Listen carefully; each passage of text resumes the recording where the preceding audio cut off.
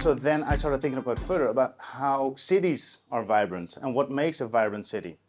And having worked with Eric before, I know he really embeds the input of the users. So in this case, people that live in communities, people that make use of spaces. He really embeds their thoughts and their ideas into his designs as an architect.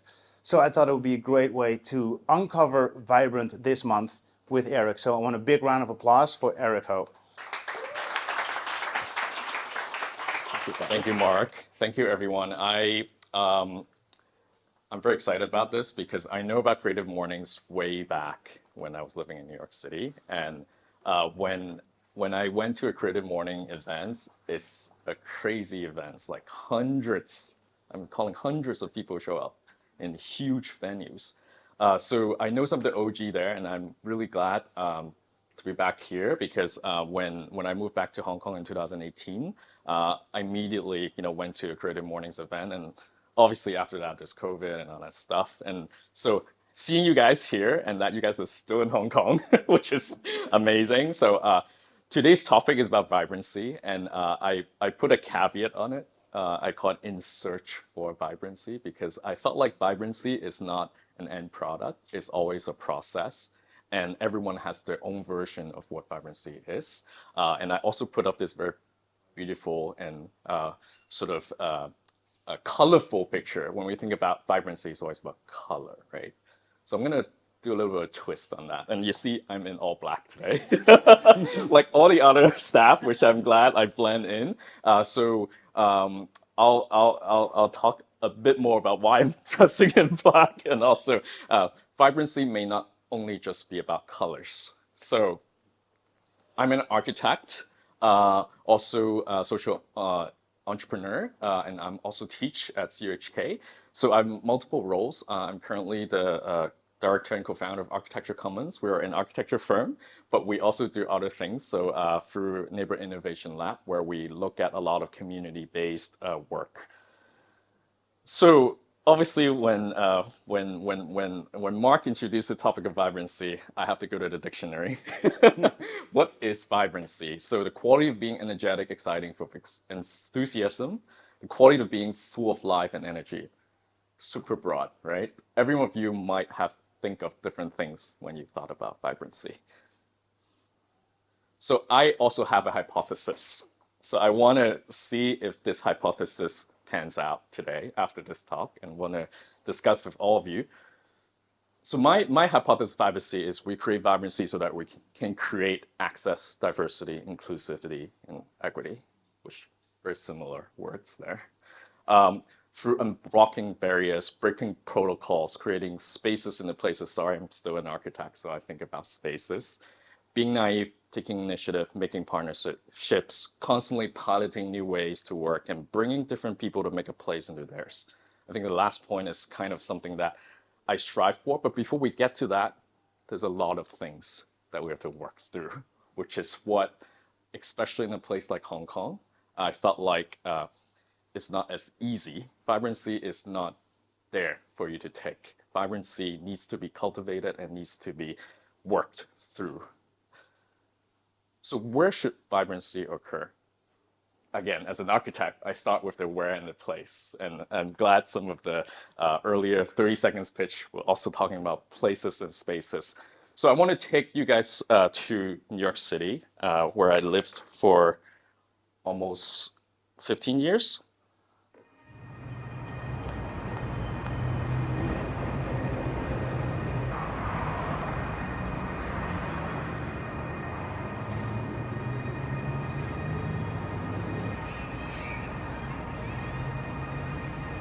The thing about the Lower East Side is that it's sort of the last really mixed neighborhood in Manhattan. There are people of all kinds of nationalities and backgrounds. This area kind of inherited what Greenwich Village had. Music, fashion, bars, restaurants, cafes, galleries, and then you see these empty spots.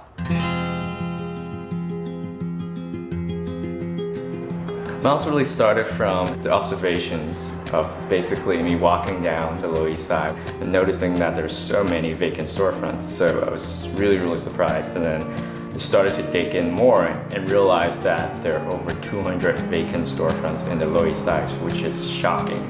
Storefronts are empty everywhere. If there's like 3 vacant storefronts in the middle of a street, it looks ugly. I think it makes the neighborhood look worse. It doesn't really show its full potential. So we listened to the community by conducting street interviews around the neighborhood. Everyone has been very enthusiastic about telling us what they want to see and what they would like to do in these vacant spaces. I want to do a pop-up shop launch event for my brand, Abakashi. I would like to create a live magazine in the Lower East Side, taking over this wonderful storefront with the great opportunity that Miles has created. So Miles provide storefronts for short-term uses for people that can use it in unprecedented ways, including pop-up shops, events, classes, co-working space, and anything you can imagine. We work with different stakeholders within the neighborhood, including landlords, community groups, cultural organizations, and small businesses to make use of these unavailable and untapped resources that are all over the neighborhood. It's kind of like Airbnb or Zipcar for storefronts. It's the best bridge between community and individuals who have a need for a temporary space.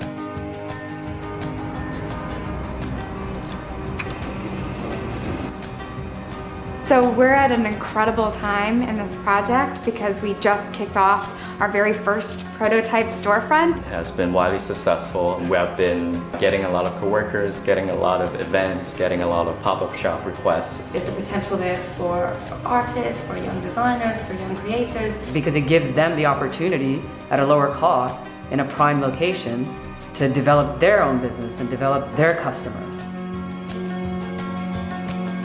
Miles can extend to a lot, to a building, to a property. It could be within a neighborhood, it could be within a city. So we want to extend this effort.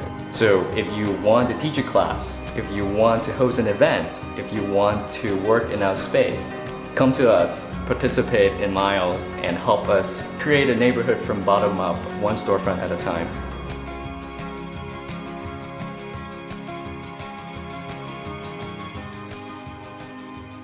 All right, so one storefront at a time.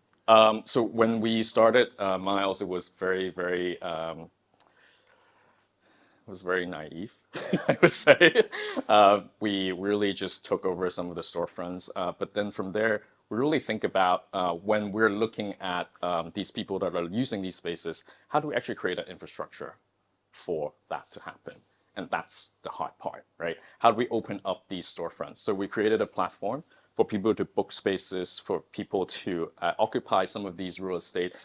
In New York, a lot of times back in, not so long ago, about 10 years ago, is 10, 15 years lease is very common. So pop-up is something very new back in 10 years ago. And we really were able to break into a lot of different kinds of spaces, even coffee shops or, parts of lobbies in order to create some of these things. So spaces and infrastructure, and I would say it's the infrastructure for vibrancy. What is the infrastructure for vibrancy? That's something that we're constantly questioning ourselves.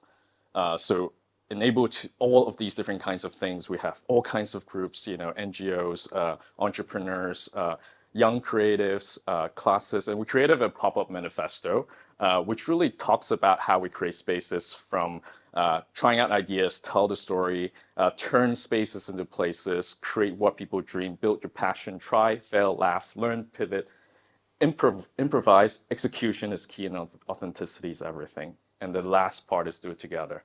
So 2018, I moved back to Hong Kong. So how do I carry on what I learned from what I've been in New York City to Hong Kong? Hong Kong obviously is quite a different place. I was born and raised in Hong Kong, so I know Hong Kong quite well. And the spirit of Hong Kong, the constraints of Hong Kong, I would say, is pretty high. So when I came back to Hong Kong, I went back to my role as an architect, but then it wasn't long before I sort of itched for some of these social innovation ideas again. So 2019, that was when I started Neighborhood Innovation Lab well, as you guys know, there was a lot of things that happened in 2019.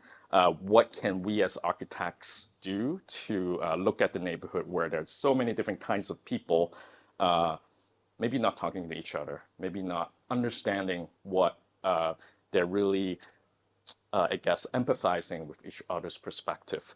So when we started Neighborhood Innovation Lab, it was also quite naive, I would say. We went basically down in the bottom of our office, ground floor, and we, put out a table and asked people, hey, do you talk to your neighbors? So for whom is vibrancy for, is the question. This was, you see the fence, we're all taken down. That was 2019, and we replaced them with our polling boards, where we asked people, what do you aspire your neighborhood to be? Where do you talk to your neighbors? And 50% say they don't talk to the neighbors. How many people talk to your neighbors? Okay, this is a bit higher than 50%. So it's a good crowd here. So I think in Hong Kong, the specific culture, the security, sort of the privacy, we talk about vibrancy and talk about community. It's not necessarily the people right next to you, right? It might be your friends. It might be the shopkeeper down at the small shop. It might be someone further away, from your immediate community. This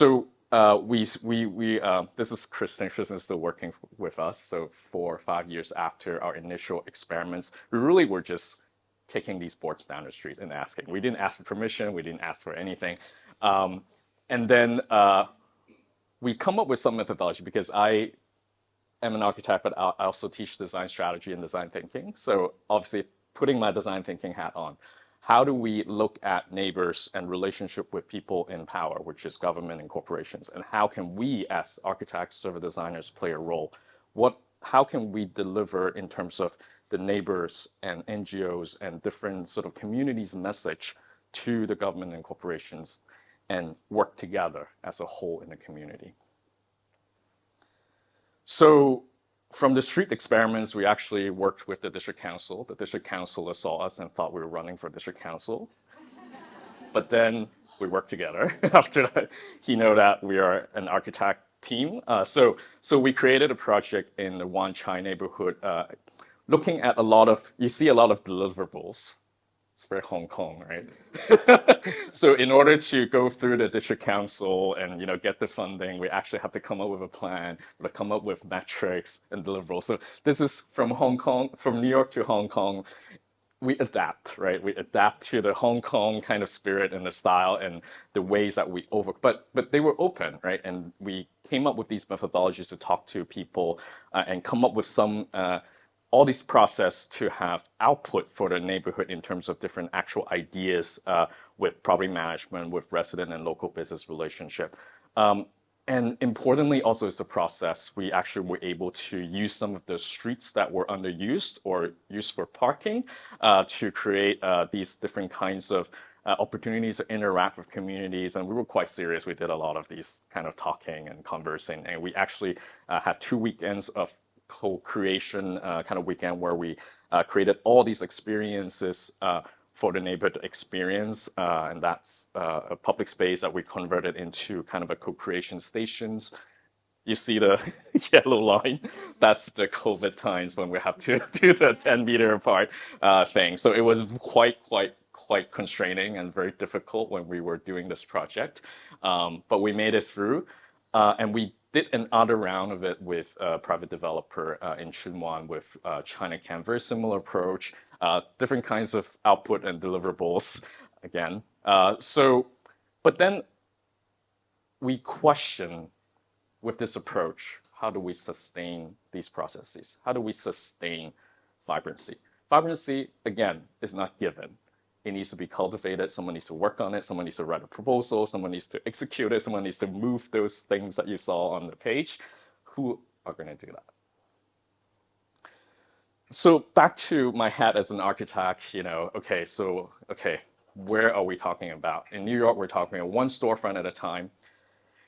Now I think we're thinking about a larger scale, the neighborhood. What can we say about the neighborhood? What can we say about different places in the neighborhood. And Hong Kong is a very special place, right? Very dense. A lot of these places are right adjacent to each other, right? When you exit your doorstep, it's the street, it's the retail, it's the subway, it's all the things that you can see. So how do we improve the UX? How do we improve the user experience for this urban neighborhood? And as we were thinking about this, and obviously we started with the advocacy across stakeholder, and we also want to put our designer's hat on. How does it actually help us design? How does this actually, by looking at the process of design, can we also create innovation? So there's two things that I want to share is what I call sparks and experiments. We were lucky enough that we, in the sort of spatial side, we also work with Jockey Club quite a bit on some projects that look at schools and youth center. We have Sim here, which we also worked with, where we look at the process of how do we actually engage the users in these places where it's not like in New York or in the US where people just blab out what they want, right? People are very, very conservative. Like they've never exercised that muscle before. They never know that they can actually express, oh, what do you mean I can say something about this space, right? That's totally new for them. So how do we create the tools for design that can involve them? So when we design four of these well-being hubs for schools, we designed a lot of exercise with the kids in mind, with the high schoolers in mind, with the primary schoolers in mind. How do we extract some of the information and enable them, empower them that the place is also theirs? Design, we're not an architect with a capital A, I always say to our team. We're not an architect with a capital A, we're architect with a small, very small a. We're only the hands of the people that tell us what they want, and we facilitate the information. We do voting sessions. We've tried so many different ways of engaging the schools. This school is interesting where the school principal is so into it, they run a competition about the name of the space and get the kids involved even after the project is completed. So the idea of vibrancy and sort of involvement sort of stays within the school. And this doesn't happen to all the schools, obviously. This is quite a selected number of schools that happened, and that was the outcome of the space, which again, in today's talk, I'm not going to focus on space at all. The other project that we did is with Youth Center also with Jockey Club, where we did a lot of processes with not only the kids, but also the social workers that are in this mix. So the social workers were also very empowered because they were also not familiar with this ideology of, oh, what do you mean I have a say in the design of the space? Or I have a say in the outcome of the space? Oh, actually I do, and I actually am allowing and facilitating not only the sort of people that they're serving, the kids that they're serving, but also they were expressing who they are, because in order for them to express what the space is for them, they also have to reflect on who they are in that space and what do they actually want in this third space outside of their home. So in this case, it was in a Kwai Ting youth center under a public housing development, and they come up with a inclusive kitchen for different ethnicities to come and use. And a lot of processes, a lot of workshops, a lot of sort of different ways to allow them to, again, space I'm going to skip, but we want to create an outcome where it's not just a youth center, it's something that they are proud of, because youth center always has the connotation that we always say youth center has an NGO smell to it. So how we get rid of that sense.